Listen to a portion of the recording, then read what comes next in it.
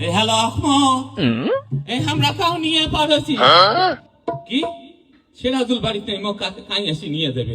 এই যে নবীনের সাথে আহত